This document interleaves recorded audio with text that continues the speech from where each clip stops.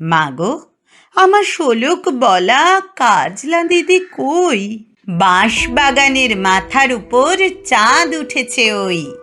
মাগো, আমার শোলক বলা কাজলা দিদি কই? পুকুর ধারে লেবুর তলে থোকায় থোকায় জোনাই জলে। ফুলের গন্ধে ঘুম আসে না, একলা জেগে রই। মাগো, আমার কোলের কাছে কাজলা দিদি কই?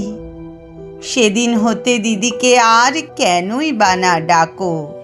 দিদির কথায় আঁচল দিয়ে মুখটি কেন ঢাকো? খাবার খেতে আসি যখন দিদি বলে ডাকি তখন, ও ঘর থেকে কেন মার দিদি আসে না কো?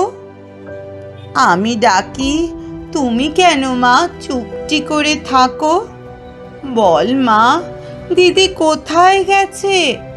আসবে আবার কবে? কাল যে আমার নতুন ঘরে পুতুল বিয়ে হবে। দিদির মতন ফাঁকি দিয়ে আমিও যদি লুকোই গিয়ে, তুমি তখন একলা ঘরে কেমন করে রবে? দিদিও নাই, আমিও নাই, কেমন মজা হবে? ভুঁই চাপাতে ভরে গেছে শিউলি গাছের তল। মারাস নে মা, পুকুর থেকে আনবি যখন জল। ডালিম গাছের ডালের ফাঁকে বুলবুলিটি লুকিয়ে থাকে।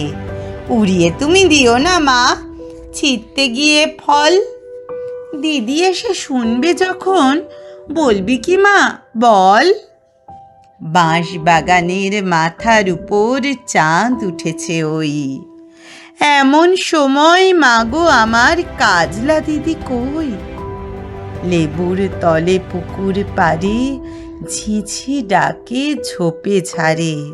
ফুলের গন্ধে ঘুম আসে না, তাই তো জেগে রই।